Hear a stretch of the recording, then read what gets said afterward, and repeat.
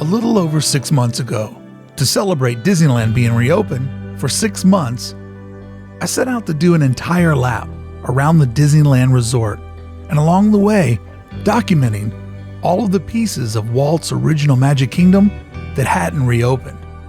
Fast forward to Disneyland being open a little over a year, and so much has changed. Crowds, nighttime shows, and prices.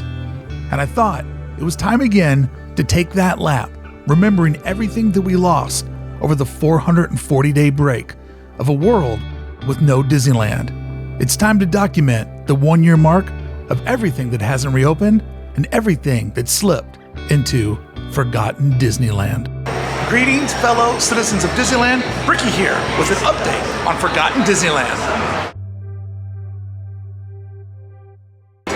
Friends, behind me is the destination where there used to be the Path of the Jedi, which is a movie theater where back in the day it was Captain EO. It has not returned with the park, leaving this massive movie theater completely empty, which is curious because with so much content on Disney Plus, this would be the perfect place to premiere Obi-Wan Kenobi, Book of Boba Fett, or The Mandalorian. This location in Tomorrowland that they always use to promote various Star Wars projects or Guardians of the Galaxy, currently since empty, let's bring it back.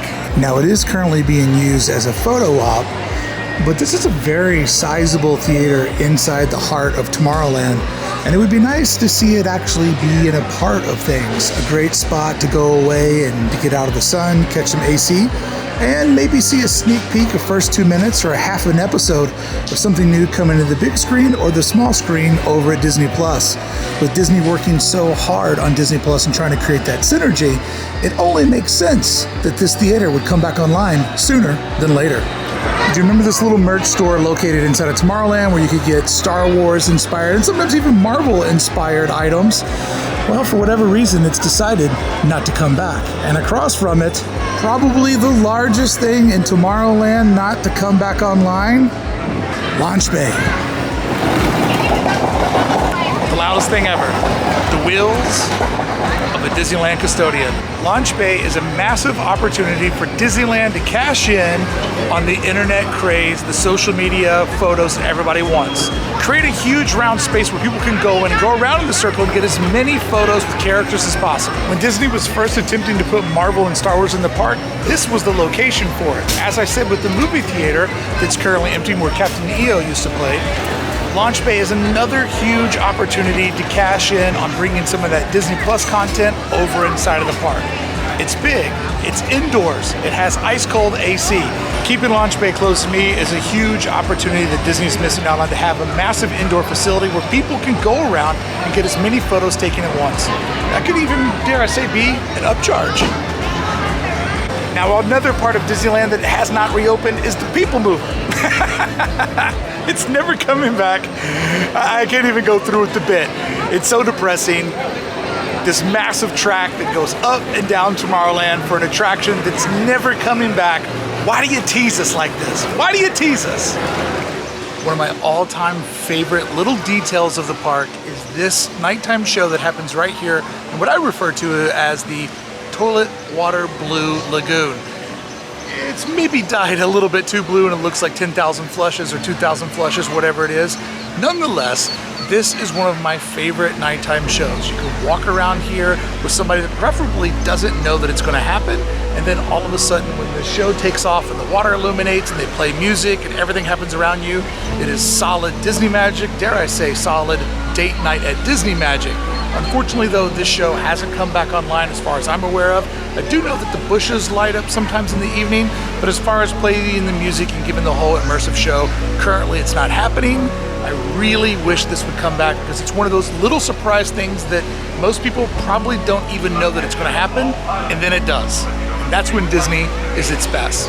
When the magic is a surprise, not something that you had to wait too long in line for and maybe ruined a little bit of the fun of the reward because of the struggle to get there. When it just happens unexpectedly, you're like, whoa, I didn't know that was going to happen, did you? That's when the park is its best.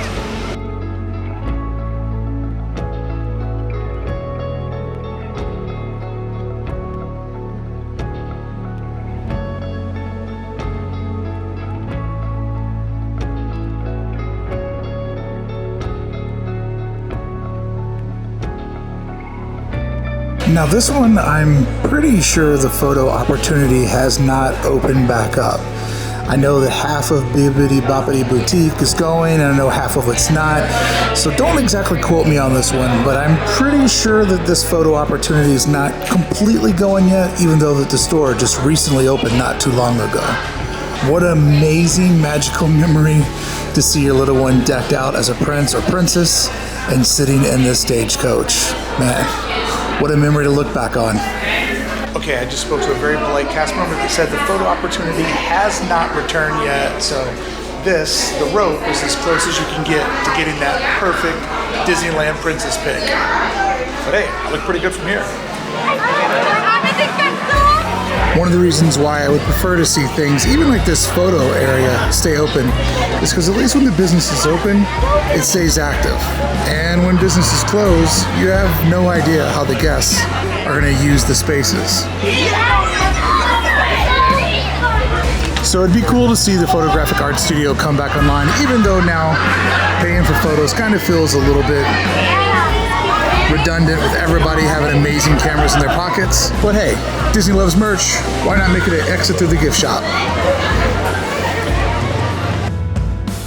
35 Royal may have gotten a new paint job, but it hasn't reopened. And when they put Gumbo signs in the windows, it confused everybody. Is a restaurant coming here because it could share the same kitchen space with either the Blue Bayou or Club 33? But as of yet, as the park has reopened, nothing has popped into this space.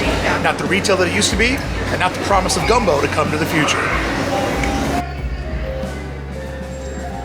Sadly, one of my favorite spots of forgotten Disneyland that we know officially there's no plans to reopen it, Steakhouse 55. This, in my estimation, was the best restaurant, full stop, at the Disneyland Resort. I celebrated birthdays here. I celebrated actually becoming an artist that worked with Disney here. The steakhouse, the old Hollywood vibes, the menu, the atmosphere. This was the perfect place to come around the holiday season, the perfect place to celebrate. And I think the quality of food and the atmosphere was just perfect. You didn't need a theme park ticket to get in, making it a great place to meet up with friends that maybe aren't exactly into the Disneyland atmosphere, I know, but at least celebrate and have a great dinner together.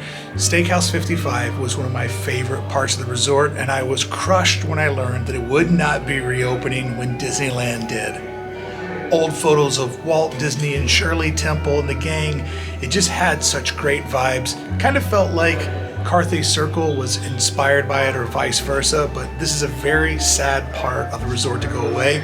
Truly a destination that I loved, and fingers crossed that they might bring it back, because they did make a Steakhouse 71 at the Contemporary out at Walt Disney World, so there's still hope that they haven't given up on naming steakhouses after the years that the theme parks open. This is one though that's sad to me. Definitely gonna miss Steakhouse 55. And the going rumor in theory why Steakhouse 55 is no longer with us, to expand Goofy's Kitchen.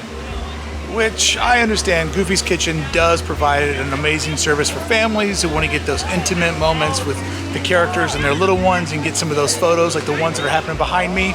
But I'd like to live at a Disneyland resort where we could have both. A restaurant for the families to enjoy the characters, and also an upscale place where adults can come out to the resort and celebrate and have a good time. Walt wanted it to be for the whole family. That includes the adults.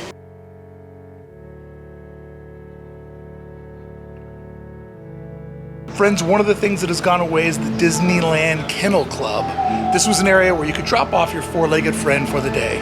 One of those cool little amenities that just makes Disneyland feel like a real small town when there's even a place for your best friend to hang out. If you're in from out of town and you need a safe place to hold on to your pet for the day, this was the location.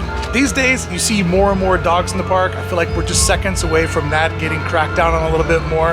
But the rumor has it on this location is that it's going to be expanded into the wheelchair and power chair service that Disneyland offers, which if you've been around the park, the customer and the demand for being able to get some sort of friendlier vehicle to get around the park is growing and growing and growing. So buy are the services for our four-legged friends, and instead servicing our two-legged friends that need a little bit of help getting around for the day. I'm a huge dog lover. I do see people sometimes leave their dogs in the parking structure in their cars, even though the cars have climate control. It just feels like this is a better solution where, hey, the dogs of Disneyland can get together and talk about how Tomorrowland needs to be rebuilt. Tour gardens represent something that I don't think has come back online. That is the guided tours. Now you can still go on a VIP tour, which is a whole different thing than the guided tours, like walking in Walt's footsteps. I believe this service is still on pause since the Thanos snap, but I will say one good thing about this not being around is it creates one of the most quiet spots in the park, and dare I say, one of the best restrooms that you can find. So if you're ever looking to squeeze out a little bit magic before you walk out of the gate, this is a great place to hide away, hang out for the day, recharge your batteries, and listen to the sounds of the Jungle Cruise repeating every 15 seconds over the wall behind us. Tour Gardens is easily one of the best places to escape at the resort, and I do hope this service comes back because it's always fun, this channel's proof of it, to get to learn more about Disneyland from someone who loves it as much as you. Sadly, the one location that has not returned to Main Street USA is the Silhouette Studio, where, dare I say, you can get the most original and special souvenir from the park. Not mass-made, one made by an artisan, specifically for you and your family. Silhouette of your kids with one of your favorite characters, something that preserves the moment. I think the best piece of merchandise you could buy all of Main Street, and unfortunately, the one shop that hasn't returned yet. There is a sign on the window though that says that it's going to be coming back soon. Let's hope that the Silhouette Studio does return, because it's one of those special little things that'll help you document a memory at the park like no other piece of disposable merchandise that you can on Main Street. Friends, behind me is the restaurant that sits inside the lobby of the Paradise Pier Hotel. That's gotta soon be the Pixar Pier Hotel. But this lobby restaurant, the Surfside Lounge, it never reopened when Disneyland did, making this hotel kind of a difficult place to want to stay at. There's construction projects going on all around the pool, even though the pool is open, but there's a lot of construction going on. This hotel, over the course of the next year or so, is going to transform into what I believe will officially be branded as the Pixar Pier Hotel. So if you stay here currently, there's just the Mickey and Paradise like gift shop to get food in, but for the price that you're paying, there's no place to actually have breakfast or to sit down. So as you can see, the menu's still up. The cases are empty, the refrigerators have nothing inside of them. It looks like it could go any day now, and they even went as far as to put in the acrylic COVID-19 protocol plastic shields to protect the cashier from the customers that wanted to come in and have a breakfast, lunch, or dinner. But it never reopened, so it just goes to show that Disney went through the entire park installing that protocol. Even in some locations like this one, they never ever even used it once. It's a shame. This is a cute little hotel. It's very close to the parks. It's very expensive to stay here compared to other places in Anaheim. You can definitely find cheaper places. And it's a shame that it just right now doesn't have a lot of amenities. But that's probably going to change, and probably so is the price. And also never returning inside of the Paradise Pier Hotel is the PCH Grill. This is a big sit-down restaurant. It would be awesome if something like this would come back online. Especially imagine if this becomes Pixar themed. There'll be a lot of guests that will want to come and sit down in this restaurant, enjoy themselves, even if they're not guests here. So even though a lot of this stuff didn't come back online, I see a very, very bright future for this location in probably 2023, 2024. Studio 12 in the back lot of Hollywoodland sits completely empty, and even without theming now. They even took away the F-16. That actually happened after the park reopened, but there's nothing happening in here, which is a crime because it's a huge space. Used to be a video arcade, now it's just a placeholder for better things to come. Let's hope that those better things come, because this spot has been dead for an extremely long time. And of course, every Disneylander wants the Hyperion Theater to come back online. This is a state-of-the-art entertainment complex. For a theater inside of a theme park, it is top-notch. It has a floor that can allow characters to come and go from above. It has a modern lighting fixture, amazing seating, and ice-cold air conditioning. This is something that when it comes back, it just absorbs people. My big hope, and this is a far shot, that maybe it'll come back to an Avengers themed show where some characters that would be too big and cumbersome to walk around Avengers Campus we could see come to life on the stage through the magic of the theatrical presentation. Come on, Hyperion Theater, come back. We're rooting for you. The Sky Cellar being closed means that young minds won't get to use the imagination of Disney Imagineers. being able to walk in here and see models and ideas of projects to come, I think that it gives people an idea of how all of this is built. It gives them a vision into the future and to better understand and appreciate the creative process. I really wish this would open and have some sort of display, even if it was the old display of Pixar Pier. Just seeing how the Imagineers sculpt the land of Disneyland and keep building new experiences for all of us is something that makes the magic even richer. At least way more richer than a building that you can no longer go into. I would love to see this come back online, and even more, I would love to see a big announcement about the future. Come on, Disneyland Forward. Let's build something in here. Let's get people excited. At the corner of Route 66 and Cross Street, you'll find this store that for whatever reason has not reopened. And it's fascinating to me because this is a major foot traffic area. Why this shop is not open, I have no idea. But it does make for a nice porch or deck to hang out on and a good spot to watch Shaboom, where you can stand back and see all of Cars Land get lit up every evening at sundown. I really wish this would come back, but I'm not gonna lie, I kind of enjoy having it as a quiet spot to hang out in inside of DCA. 5, 4, 3, 2, 1, go! You know what? If you're not going to open it, I'm not going to call it by its proper name. The Cove Bar is what it will always be to me, a local's paradise. This is where everybody from Orange County, from the Disneyland area, love to hang out. Why this is not open blows my mind. This is primo real estate. I'm going to say the best outdoor eating experience that you can have of all of Disney's California Adventure, and pretty close to the Disneyland Resort. Why this is not open isn't because of its popularity. Hold on! 5, 4, 3, 2, 1, go! This isn't close open because it wasn't popular, because this was one of the hottest tickets in Disneyland town, and for whatever reason, it is not open. It really does shock me. Maybe out of everything on the list today, this one, Steakhouse 55, those are the two that really blow my mind, but this one maybe even more because it's outdoors. Friends, from the edge of the Embarcadero, this is our last and final location that hasn't reopened. For whatever reason, this shop isn't open. And as we've noticed today, restaurants and shops and a little bit of entertainment space. But other than that, the park is back to buzzing. And I'm so happy that it's open, but it's always fun to look at all the little missing pieces and the things that we lost along the way and theorize when they'll come back to us.